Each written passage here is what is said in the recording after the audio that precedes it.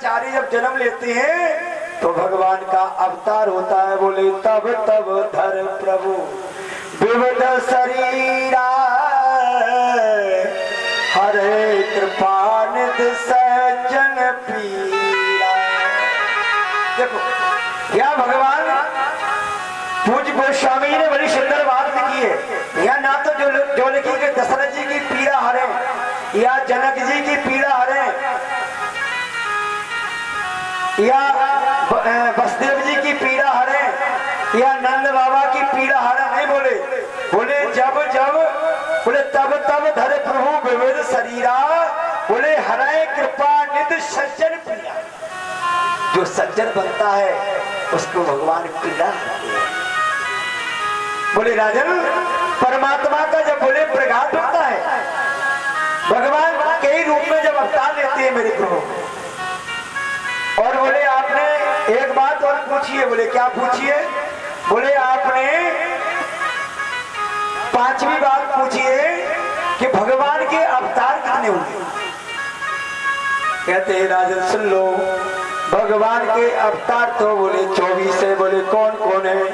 बोले पहला अवतार है सनक सनत सनातन, और दूसरा अवतार 12 अवतार, तीसरा संत नारद अवतार, चौथा नर नारायण अवतार, पांचवा कपिल देव अवतार, छठवां दत्तात्रेय अवतार, सातवां यज्ञ भगवान, आठवां ऋषभदेव भगवान, नौवां पृथु जी, 10वां मत्स्य अवतार, और 11वां कश्यप अवतार, 12वां धनवंती अवतार, 13वां मोहिनी अवतार, और 14वां नरसिंह अवतार, और 15वां वामन अवतार, और 16वां परशुराम अवतार, और 17वां महाराज वेद व्यासी का अवतार, और 18वां आदरणीय प्रभु श्री राम अवतार, और 19वां बलराम अवतार, और 20वां मेरे कन्हैया का अवतार, और 21वां हरि अवतार, और 22वां हंस अवतार, और 23वां बुद्ध अवतार, और अब 24वां होना है। 24वां अवतार हो रहा है। 24वां अवतार है कल की अवतार। भगवान गौर ब्राह्मण के यहाँ आएंगे, और भगवान गौर ब्राह्मण के आएंगे और एक कन्या के रूप में आएंगे। गौर ब्राह्मण के आएंगे भगवान। कलयुग में भगवान का अवतार होगा विष्णु यश ब्राह्मण के यहाँ। ये मैं विष्णु पुराण में से ये बात लेके आया हूं, मैं लिख के लेके आया हूं। कलयुग में भगवान का अवतार होगा 24वां। विष्णु यश ब्राह्मण क्या होगा? कल्कि के रूप में होगा अवतार। वो देवदत्त नामक पंडित जी घोड़े पर बैठकर राक्षस का संहार करेंगे। ये भगवान का 24वां अवतार होगा। बोले राजा और बोले राजन आपने आखिरी बात कही है। बोले क्या कही है? आखिरी बात कही है कि जब भगवान प्रभु अपने धाम को चले गए तो धर्म किसकी शरण में गया? तो बोले जब भगवान अपने धाम को गए तो धर्म केवल 2 जगह गया। कहा? बोले गऊ और ब्राह्मण के पास। और बोले आखिरी बात आपने कही थी हमसे कि छोटी बड़ी बात सुनाना, लेकिन छोटे रूप में सुनाता महाराज। तो बोले राजन सुनो। बोले सुनाओ। बोले अभी आपने सुखदेव जी का जन्म सुना, अब चलते हैं राजा परीक्षित जी के जन्म की कथा की। क्योंकि जब तक इस राजा परीक्षित जी का जन्म नहीं होगा तो कथा आगे नहीं बढ़ेगी। अभी कथा चल रही कहाँ? ज्ञान वैराग को कथा सुना रहा है मैं सनत कुमार भक्ति के लिए, और सूत जी महाराज कथा सुना रहा है सोनकाठी 88 ऋषियों के लिए, और हमारे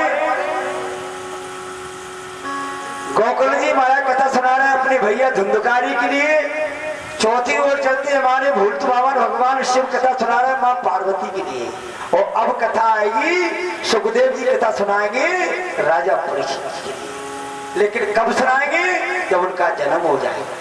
अभी उनका जन्म नहीं हुआ। अभी आपने सुखदेव जी के जन्म की कथा सुनी, अब चलते हैं राजा परीक्षित जी के जन्म की कथा। कहते हैं राजन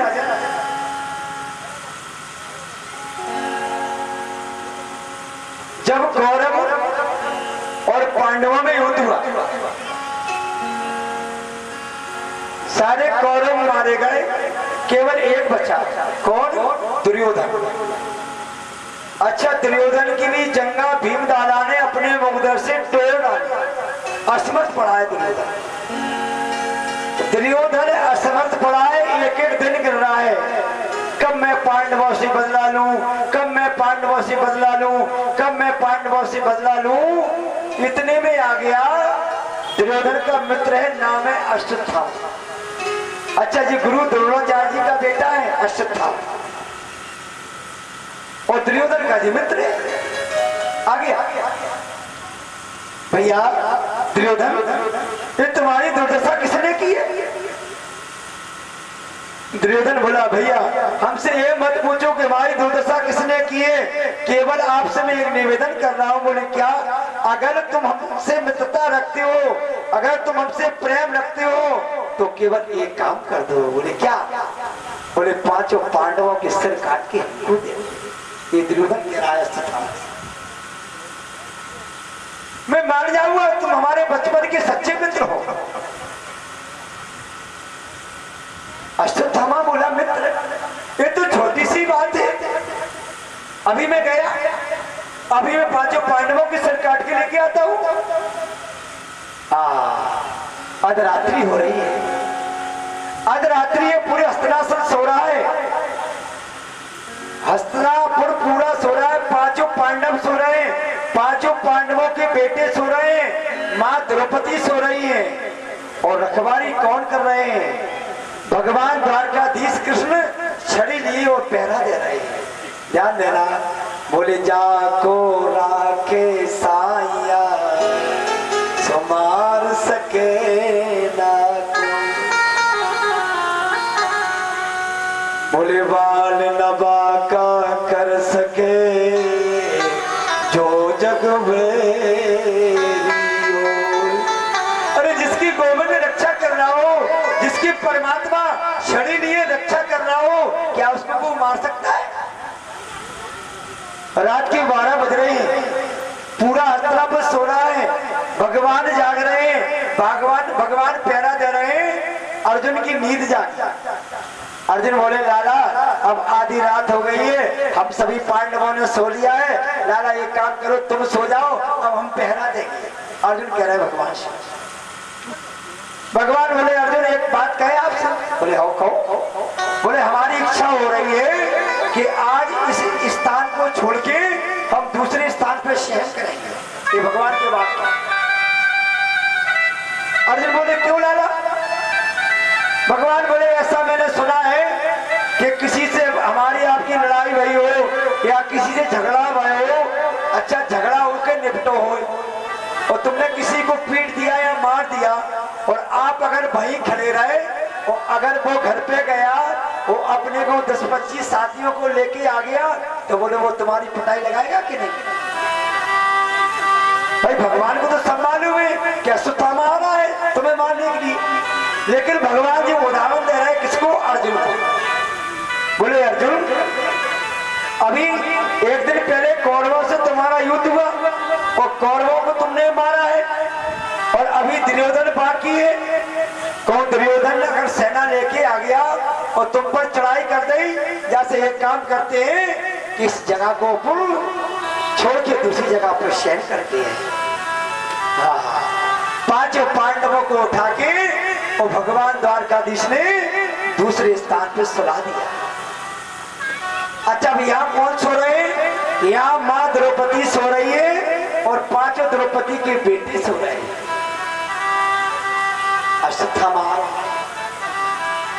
अश्वत्थामा आया, बड़ा विकराल रूप बनाए, बगल में झोली टंगी है, नंगी तलवार लिए है। अश्वत्थामा बिना विचारे जो करे सो पाछे के पछताए, काम बिगाड़े आपनो सो जग में होते हंसाए। या अश्वत्थामा गलती कर रहा है। अश्वत्थामा ने कोई विचार नहीं किया, भाई देखो माफ करना, आप लोग हमें मारने आ रहे हो तो कम से कम हमको ये तो देख लो कि पंडित जी की सो रहा है कि पंडित जी के बच्चे या परिवार सो रहा है। अर्धरात्रि ये पूरा हस्तिनापुर सो रहा है।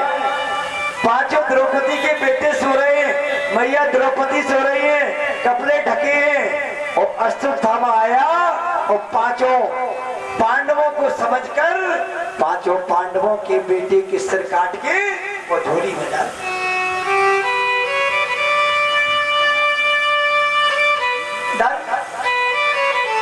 चल दिया।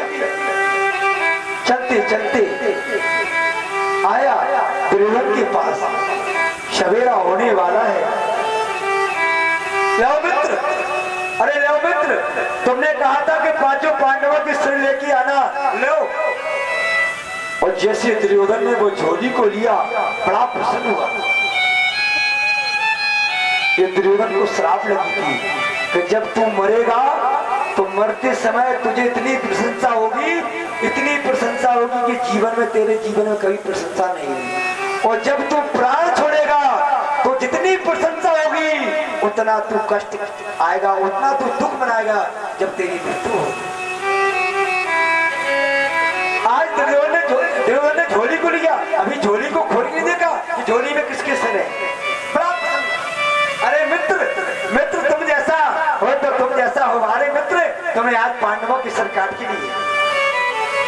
और जैसे झोली को खोला और झोली को खोल के देखा, इतना रोया दुर्योधन, इतना रोया। मित्र, अरे मित्र, हमारी दुश्मनी तो पांडवों से थी, हमारे पांडवों के बेटों से दुश्मनी नहीं थी। अश्वत्थामा तूने क्या किया? ये तो पांडवों के बेटों के सिर है। ओह, अभी तक तो अश्वत्थामा ने नहीं देखा था, सवेरा हो गया। अश्वत्थामा घबराने लगा, अश्वत्थामा घबरा रहा है, मुझसे गलती हो गई। अरे दुर्योधन ने निवेदन किया, अरे मित्र, तूने मेरे कुल में पानी देने वाला भी जीवित नहीं छोड़ा।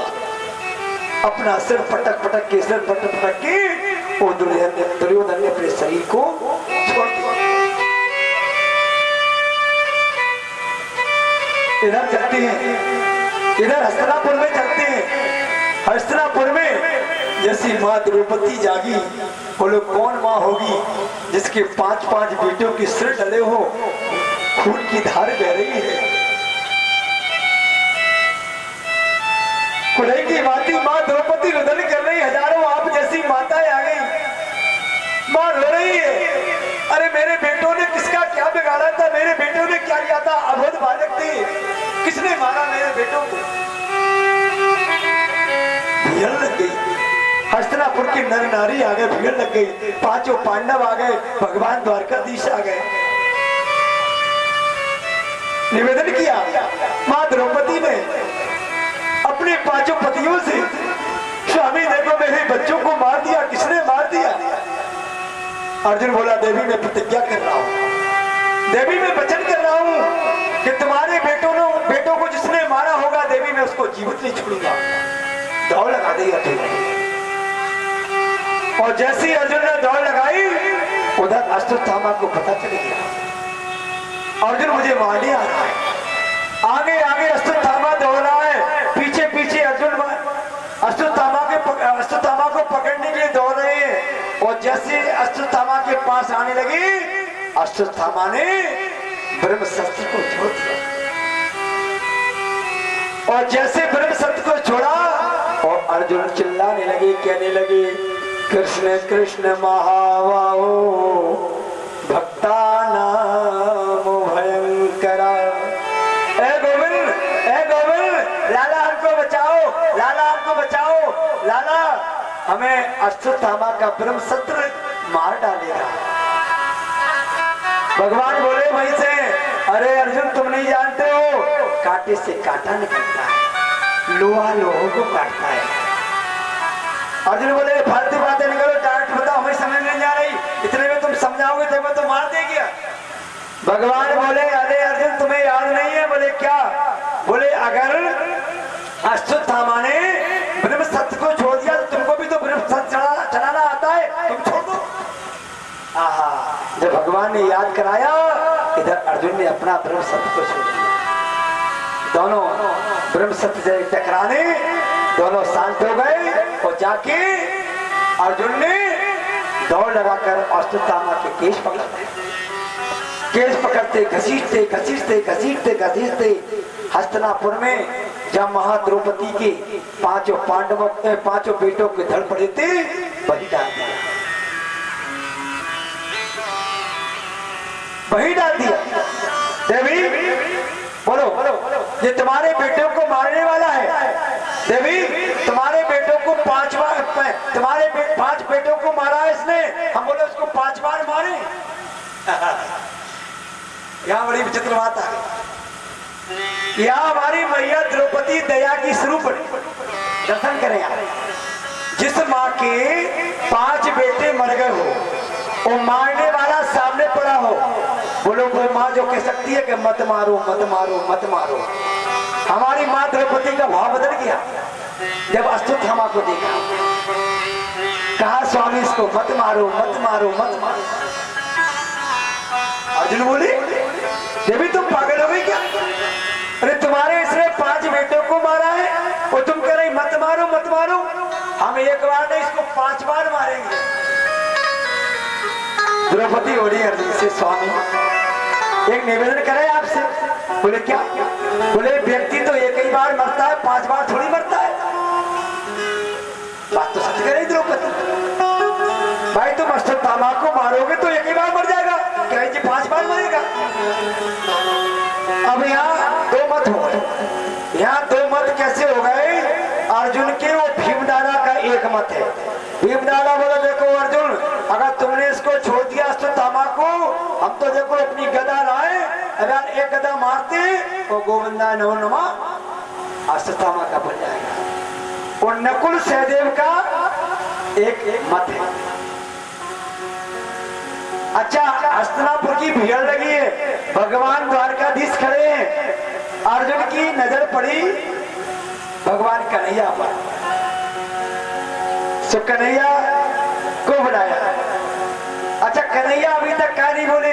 कन्हैया जैसे नहीं बोले कि जब इनका परिवार में बातचीत चल रही है, पति पत्नी में बात हो रही है, जब किसी दोनों में बात चल रही हो तो तीसरे व्यक्ति को नहीं बोलना चाहिए।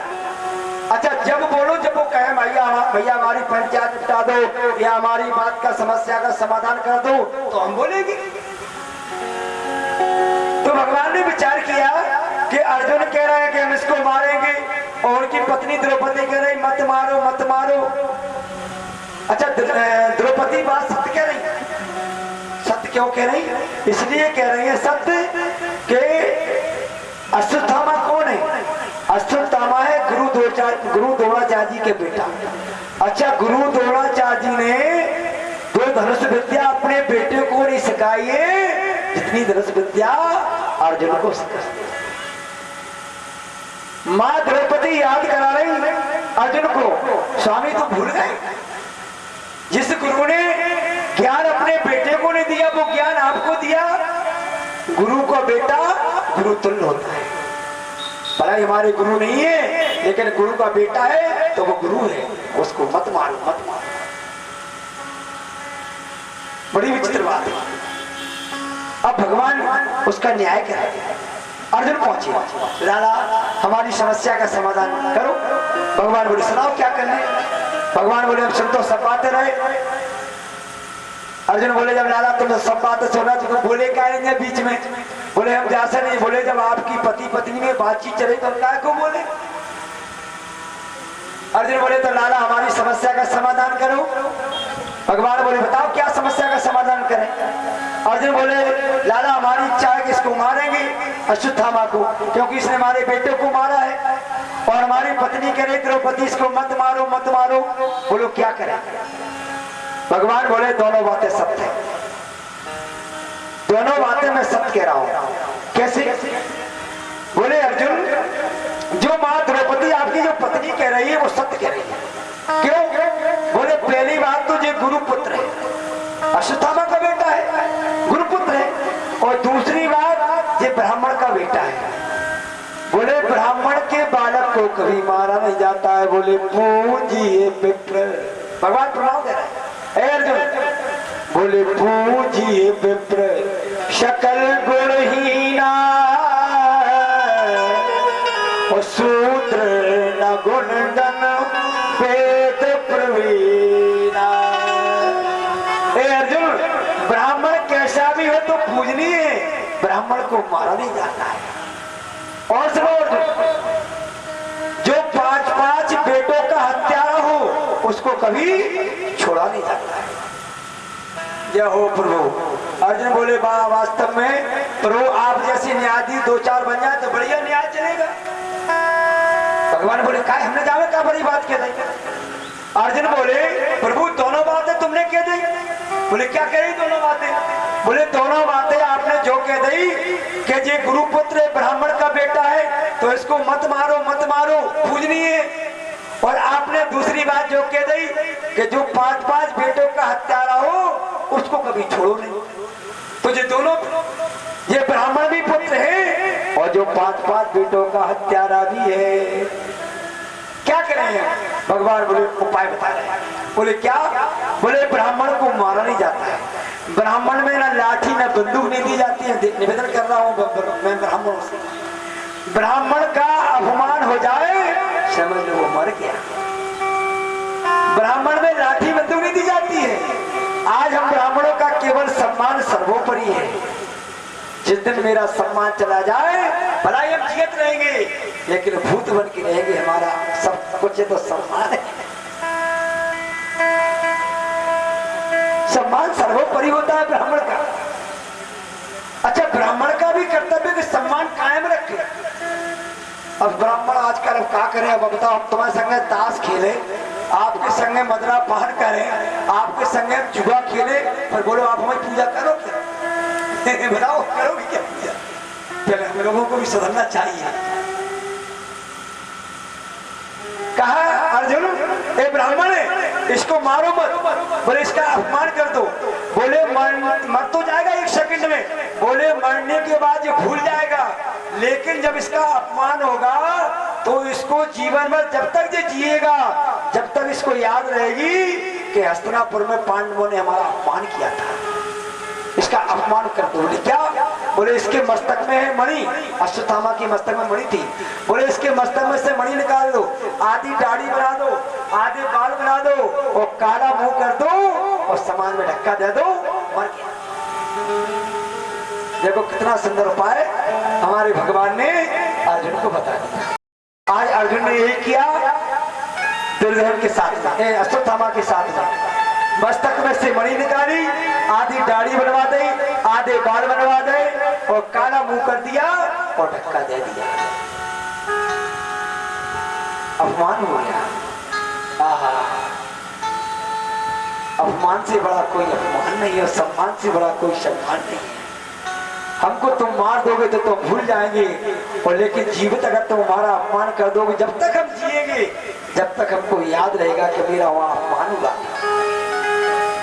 आज अश्वत्थामा भाग गया, हस्तिनापुर में मेरा अपमान हुआ और पांडवों ने मेरा अपमान किया।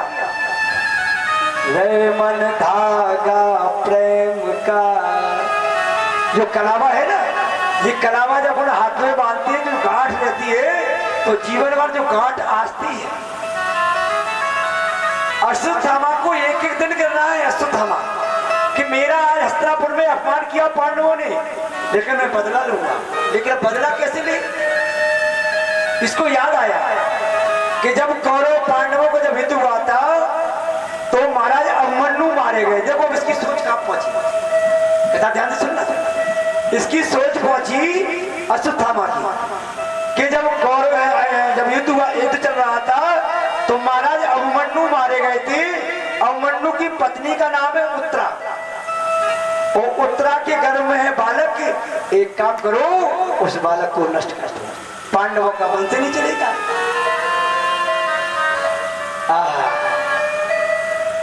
आज इसने उत्तरा के गर्भ को नष्ट करने के लिए फिर अपना ब्रह्म सत्य छोड़ दिया, और जैसे ब्रह्म सत्य छोड़ा और हमारे माँ उत्तरा ढवलाने लगी, कहने लगी कृष्ण कृष्ण कृष्ण बाहो कृष्ण जन्मांतरा दर्शनम यतम जगत गुरो। ए गोविंद, गोविंद मेरे जो उदर में शिशु पड़ रहा है उसकी रक्षा करो, रक्षा करो। तो भगवान बोले वहीं से, मैया तुम छोटा मातृ भाव बनाओ। और जैसी माँ उत्तरा ने छोटा मातृ भाव बनाया तो मेरे कन्हैया एक छोटे से रूप में मैया के उदर में पहुंच गए और एक रूप में मैया उत्तरा के सामने खड़े हो गए। जैसे अश्वत्थामा का ब्रह्मशस्त्र आया और भगवान ने अपने सुदर्शन चक्र से उसके ब्रह्मशस्त्र को नष्ट कर दिया। भगवान ने उस बालक की रक्षा करी। उसी बालक का समय आने पर माता उत्तरा के गर्भ से जन्म हुआ। उनका नाम पड़ा राजा परीक्षित जी महाराज। बोलिए राजा परीक्षित जी महाराज की जय। और तुमरी हो रही जय जयकार। ए बाबा, भोले बाबा से हमारी गोपियां कह रही है पूरी राजघाट कॉलोनी की। और तुमरी हो रही जय जयकार, तुम्हें जा अंजना हो रही जय जयकार, तुम्हें जा अंजना में। हो रही जय जयकार, तुम्हें जा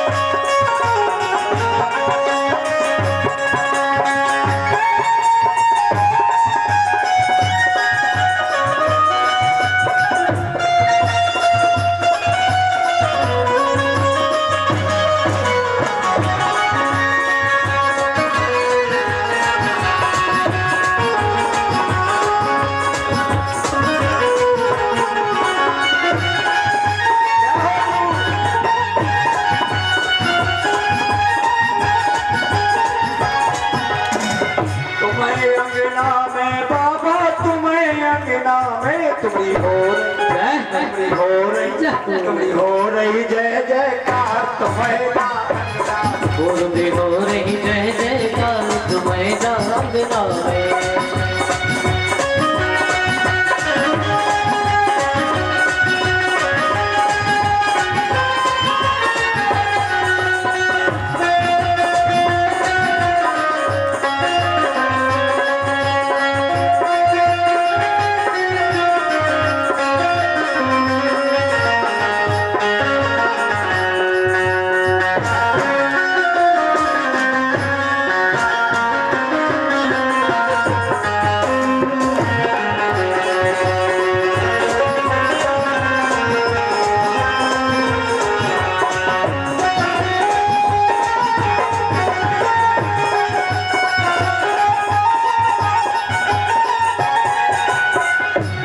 तुम्हारे अंगना में आवे, जो तुम्हारे अंगना में आवे, जो तुम्हारे अंगना में आवे, जो तुम्हारे अंगना में आवे, उसके पूरे भीड़ लगी है अपार, तुम्हें जा अंगना में। हो रही जय जयकार, तुम्हें जा अंगना में।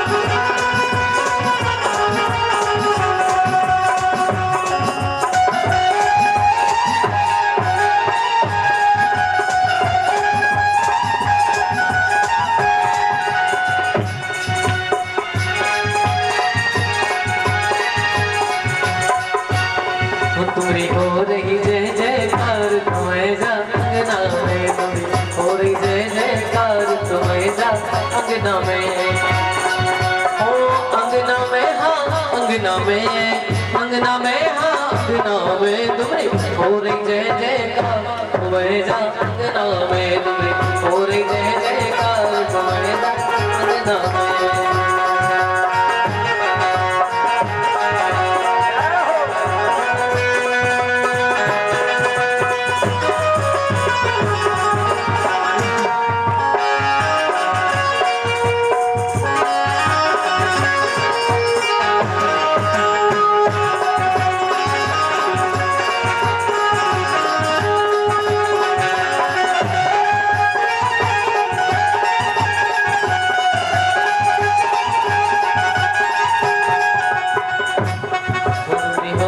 जय जयकार तुम्हें जा अंगना में हो रही जय जयकार तुम्हें जा अंगना।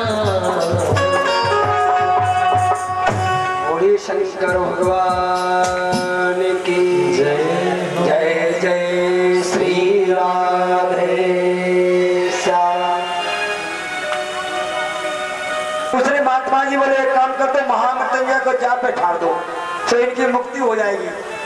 दोनों चौथे महात्मा बोले महामृत्युंजय का जाप होता है कम से कम 11 दिन में। अगर 1.25 लाख अगर आप शिवजी की मिट्टी की सब्जी बनवाना अपने घर पर और कायदे से 1.25 लाख जाप कराना तो कम से कम 7 ब्राह्मण होना और 7 ब्राह्मण 11 दिन में 1.25 लाख करवाए। अब भैया आजकल के ब्राह्मण कर दे तो मैं तो नहीं कर पाऊंगा। हमारा 3 तारीख से देवास में महामृत्युंजय का जाप है। मैं जा रहा हूँ 3 अगस्त में, वहां महामृत्युंजय का जाप है देवास में।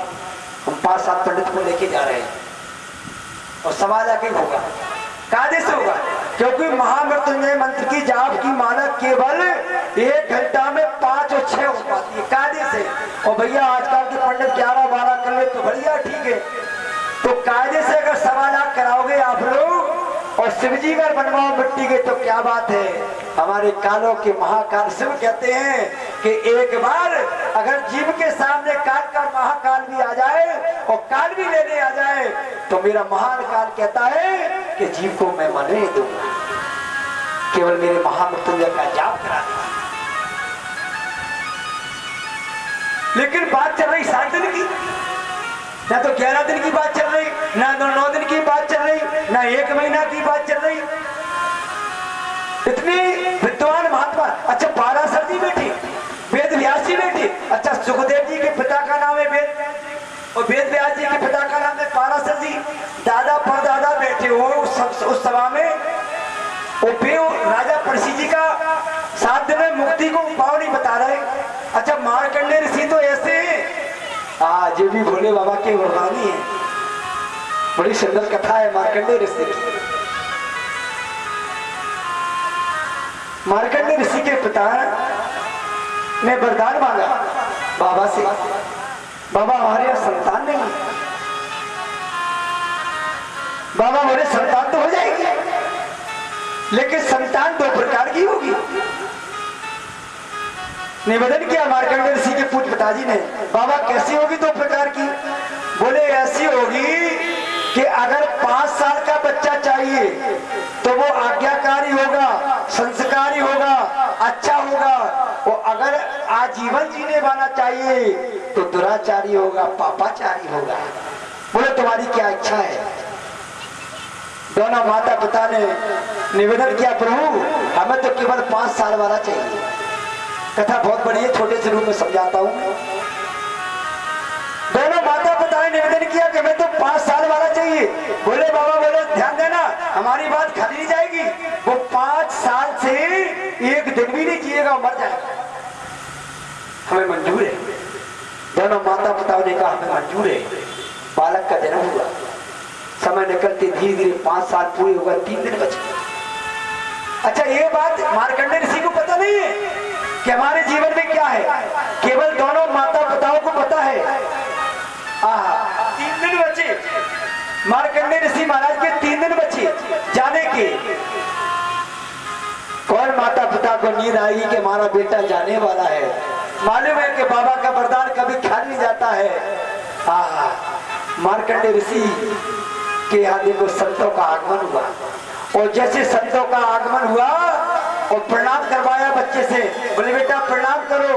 और जैसे मार्कंडेय ऋषि ने प्रणाम किया, संत बोले चिरंजीव रहो, सुखी रहो, सुखी रहो। दोनों माता पिता चरणों में गिर पड़े, प्रभु आप जानो, आपको काम जानो। बोले काहे? बोले हमारे बच्चे की आयु 2 दिन बची है। संत बोले तुमने हमको बताया नहीं? बोले महाराज ये बेटा आपकी शरण में है। तो महात्माओं ने विचार किया कि जब तुम्हारे बेटे की आयु 2 दिन बची है, तो महात्मा के पास तो सब पाए। सोचा कि जब माता पिता के सामने ये बालक मरेगा तो उनको कष्ट होगा, बोले हमको दे दो। महात्माओं ने मार्कंडेय ऋषि को ले लिया, मार्कंडेय ऋषि को चौराहे पे बैठा दिया। महात्माओं ने देखो सुंदर, और चौराहे पे बैठा दिया और कह दिया कि जाओ बेटा हमारा आशीर्वाद है, जीव जंतु मनुष्य जो भी निकले तुम सबके चरण छूना। ये चरण छूने का देखो फल क्या हो रहा है। गाय निकल रही, हम क्या क्या कुत्ता बिलैया भी निकल रहा है, मनुष्य इंसान निकल रहे, महात्मा ब्राह्मण संत निकल रहे, हमारे मार्कंडेय जी सबके चरण छूते जा रहे। अच्छा आप विचार करना, आप हमारे चरण छूगे तो हम कहेंगे स्वागती रहो, चिरंजीव रहो, यही कहेंगे ना। आशीर्वाद बनता जा रहा है, मार्कंडेय ऋषि को आशीर्वाद बनता जा रहा है। एक दिन बचा, एक दिन बचा है। मार्कंडेय ऋषि को सारे महात्मा भोले बाबा के पास लेके गए, और जैसे भोले बाबा के, अच्छा देखो बाबा को तो पता नहीं चलता कि हमने किसको वरदान दे दिया और किसको हमने नहीं दिया, बाबा तो बाबा है। और जैसे भोले बाबा के पास लेके पहुंचे महात्मा, और मार्कंडेय ऋषि से बोले बेटा जाओ चरण पकड़ लो। और जैसे भोले बाबा के चरण पकड़े, बाबा बोले चिरंजीव। महात्मा बोले हमें ब्याजी चली, महात्मा बोले हमें ब्याजी चली। तो भोले बाबा बोले काव्य आदि लेके आ गए, भोले बाबा बोले काव्य आदि लेके आ गए। बोले प्रभु ये आप ही को वरदानी है, ये बालक आप ही का वरदानी है, हमारा वरदानी। हाँ बोले याद करो, एक वही बालक है जिनके माता पिता को तुम 5 साल को दे के आए थे, एक वही बालक है और इसकी आयु केवल 1 दिन बची है। भोले बाबा बोले जब हमारी शरण में आ गया तो हम तो काल के महाकाल है, अब इसको क्या कोई बिगाड़ सकता है।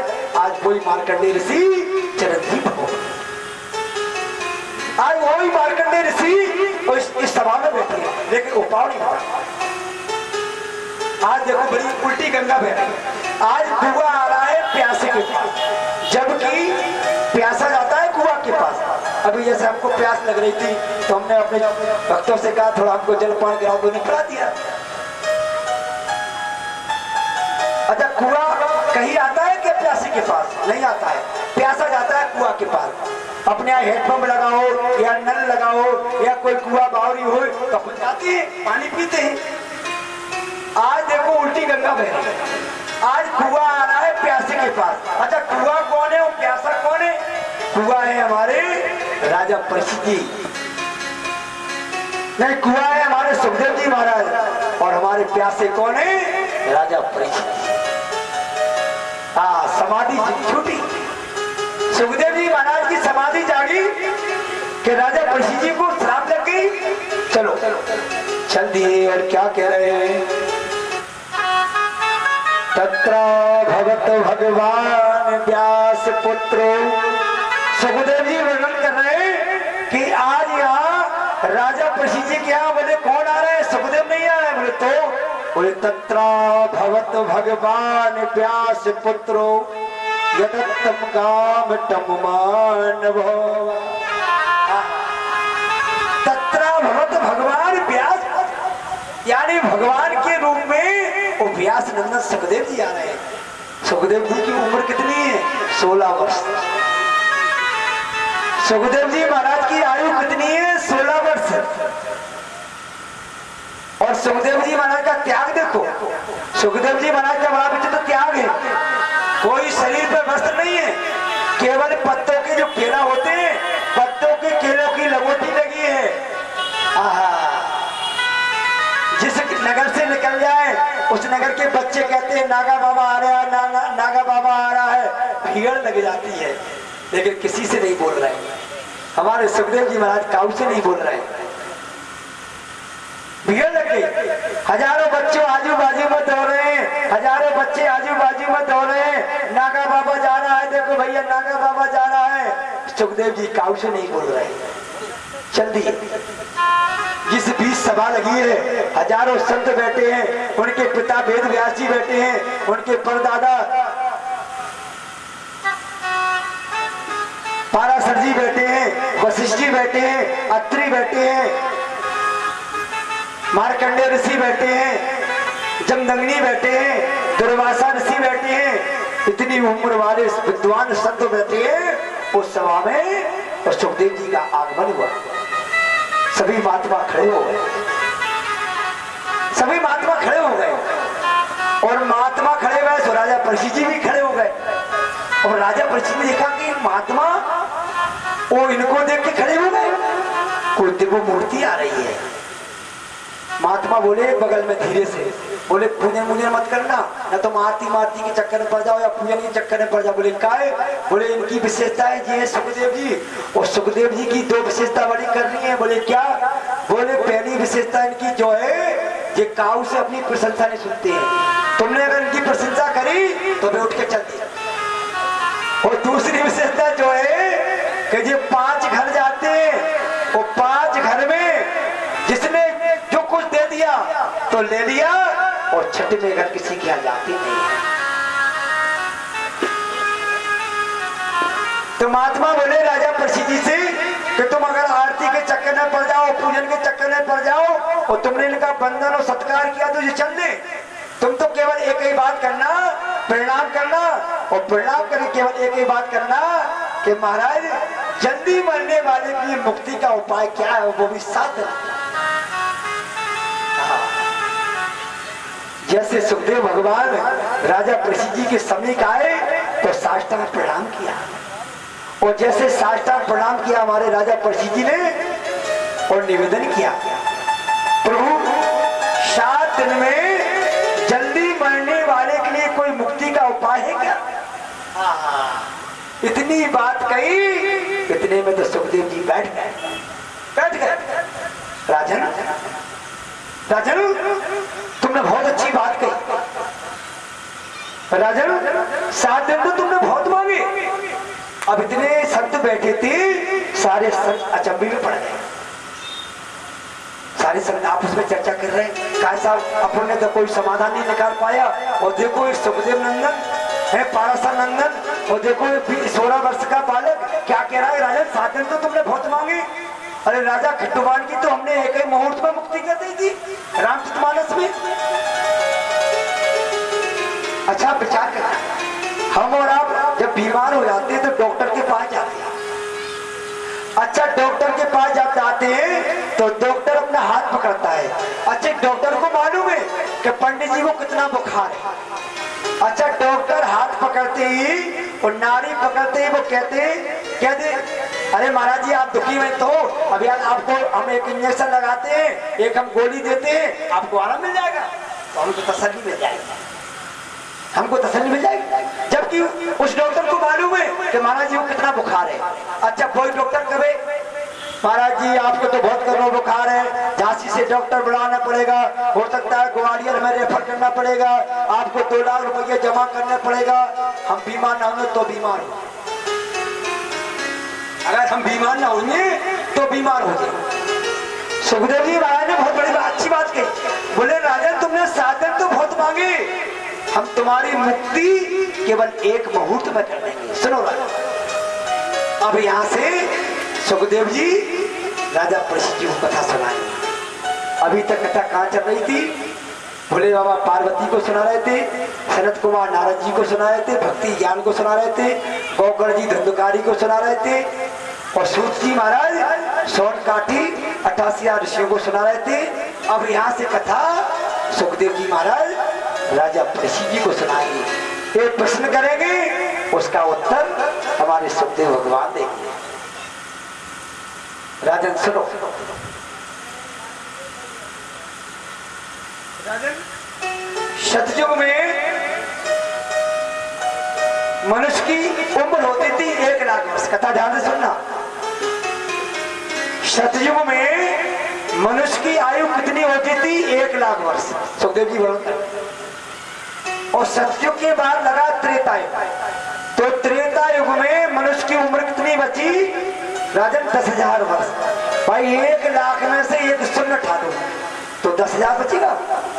तो राजन जब त्रेता लगा तो एक शून्य हट गया तो मनुष्य की आयु बची 10,000 वर्ष। और त्रेता के बाद लगा द्वापर तो 10,000 में से तुम हटा दो तो मनुष्य की उम्र बची 1,000 वर्ष। राजन द्वापर में मनुष्य की आयु है 1,000 वर्ष। और त्रेता निकल गया, सतयुग निकल गया और द्वापर निकल गया। और जब कलयुग लगा और कलयुग में मनुष्य की उम्र बची 100 वर्ष। भाई 1,000 में से एक शून्य हटा दो तो 100 ही बचे ना। भाई देखो हमें आप लोग बता दो गरीब पढ़े लिखे कम है ना, हम भूल जाए तो नीचे से कह दो गरीब हम तो मान जाते हैं। बोलो राधे राधे। हमें इस बात की बुराई थोड़ी लगती है। अगर हमारे बेटी हो जा रहे तो अभी हमने एक भजन गाया था तो हमसे पूछा है काय महाराज जो कौन सी धर्म है? हमने की धुन हो जब तो हमने बना दिया या तो एकदम पुराण में लिखो भजन जो न कोनो मोबाइल पे है हमने अभी तरह से बना दिया। अब काय को अब जो तुम्हें धुना से लगा दो। बोलो राधे राधे। बोले राजन कलयुग सुने आप बड़ी सुंदर बात कह रहे हैं सुखदेव जी। हजारों संतों में बोल रहे। बोले राजन कलयुग में मनुष्य की उम्र 100 वर्ष है। 100 वर्ष जीना अनिवार्य है।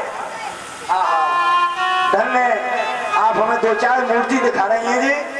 वाह कम से कम उम्र वाले हमारे अंदाज से लग रहा है 70, 75, 80 से। हमारे पिताजी की उम्र हो गई 2 कम 80 और अभी हमारे पूज्य पिताजी को चश्मा नहीं लगता है। मैं निवेदन कर रहा हूँ वो गाने के नहार, मैं सत्य कर रहा हूँ, मन से कह रहा हूँ, नहार है। हो सकता है मैं बुलाऊंगा उनके लिए अगर बेकार दे तो 1 घंटा तक हमें जो मालूम पड़ के फूगा में बोल रहे हैं ये हमारे कलाकारों को से आज भी शेर है गाने में। वो 2 कम 80 साल के गले के नहार है। माननीय नरोत्तम मिश्रा जी ने सीट दी थी, एक सुंदर गीत बनाया था पिताजी ने हमारे में। तो कलयुग में 100 वर्ष जी जाए बहुत बड़ी बात है। हम उस व्यक्ति के लिए सतयुग का, त्रेता का, द्वापर को मानेंगे। देखिए धर्म में क्या कहूं मैं कलयुग की विडंबना मैंने अपनी आंखों से देखा है। मैंने अपनी आंखों से देखा है 12 वर्ष के बच्चों के सफेद बाल बढ़ गए। 8 वर्ष के बच्चों को चश्मा लग गया। ये कलयुग नहीं तो क्या है? 8 वर्ष के बच्चों को चश्मा लगना कोई अनिवार्य क्या? 12 वर्ष के बाद उम्र में सफेद बाल पड़ गए। सुखदेव जी वर्णन कर रहे राजन कलयुग में 100 वर्ष जीना अनिवार्य है। राजा प्रसिद्ध जी ने कहा फिर क्या? बोले 100 वर्ष भजन करो। राजा प्रसिद्ध जी बोले महाराज 100 वर्ष तो जी तो हम लेंगे लेकिन भजन में कम कर दो, भजन 100 वर्ष नहीं कर सकते हैं। अच्छा हम आपसे कहें कि आप 100 वर्ष भजन करोगे तो आप हमसे कहो क्या महाराज तुम करोगा तो हम ही नहीं करे मा सकते। तो बोले राजन एक काम करो। बोले क्या? बोले 100 के आधे करो। बोले क्या? बोले आधे माने 100 में 50 साल तुम्हारी सोने में निकल गई। 50 वर्ष तुम्हारी सोने में निकल गई। बोले 50 वर्ष तुम भजन करो। राजा प्रसिद्ध बोले नहीं महाराज हम 50 वर्ष भजन नहीं करते, हम कानून करेंगे। तो बोले राजन एक काम करो 50 छोड़ो, 25 छोड़ो, बोले 100 छोड़ो। तो बोले क्या? बोले 24 घंटा होते हैं, 12 रात के होते हैं, 12 दिन के होते हैं। राजन 12 बोले रात के छोड़ो, केवल 12 घंटा दिन में भजन करो। बोले 12 भी ज्यादा है, 12 भी ज्यादा है। बड़ी सुंदर बात चल रही है। सुखदेव जी बोले तो एक काम करो राजन 12 के 3 हिस्सा करो। बोले क्या? बोले 4 3 12। बोले 4 घंटा निकाल दो अपने परिवार में। बोले 4 घंटा निकाल दो, आप नौकरी कर रहे या दुकानदारी कर रहे या कोई बिजनेस कर रहे हो 4 घंटा उसमें निकाल दो, 4 घंटा तो गोविंद का भजन करो। बोले श्वास श्वास पर कृष्ण भजो। ए राजन, भगवान ब्रह्मा के यहाँ श्वासों की गिनती होती है। बोले श्वास श्वास पर कृष्ण भजो। बोले पिता श्वास मत खो, ना जाने या श्वास की। बोले आवन हो न हो। राजन, पल पल पे सोते जागते बैठते उठते राजन गोविंद का चिंतन करो। राजा परीक्षित जी बोले महाराज हम कैसे करें? बोले क्या है? बोले हमारा मन नहीं लगता है। बोले क्यों नहीं लगता है मन? बोले हमारा मन जैसे नहीं लगता है कि आपको माइक लगो है और कथा चल रही है, इधर भी माइक लगा है, पीछे भी तुरैया लगी है, पूरे मोहल्ला में आवाज पहुंच रही है। अब महाराज जी हम दुकानदारी कर रहे हैं, हमारी माता बहनें खाना बना रही, अब महाराज आपकी कथा चल रही, माइक के द्वारा सुना पड़ रही है, लेकिन हमारा मन नहीं लगता है। बड़ा सुंदर बात कह रहे हैं। राजन क्या करते हो तुम? बोले हम हाथों से पढ़ाई लिखाई कर रहे, दुकानदारी को सौदा दे रहे, ले रहे, हाथों से हमारी माता बहनें खाना बना रही है। तो बोले राजन एक सुनो। बोले क्या सुनो? प्रमाण दे रहे गोस्वामी जी, क्या लिख रहे हैं? बोले कर से कर फूली अंग समावना, आज हरि आए विदुर घर पावना, आज हरि आए विदुर घर पावना, आज हरि आए।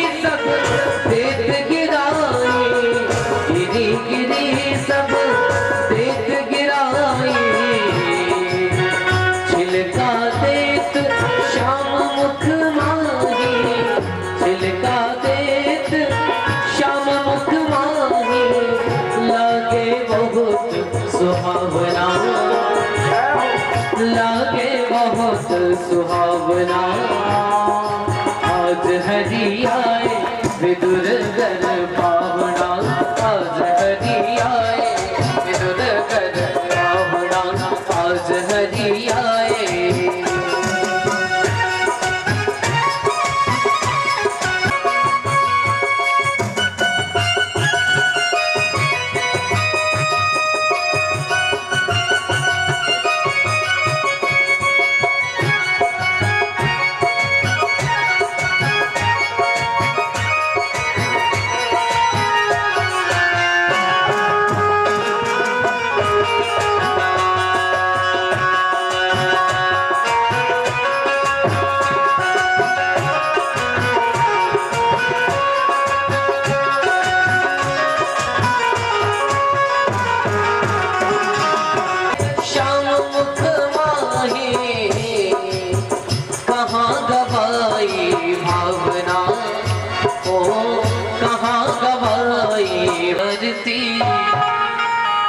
सारा संसार करेगा हाथ जोड़ के, क्षमा तेरी आरती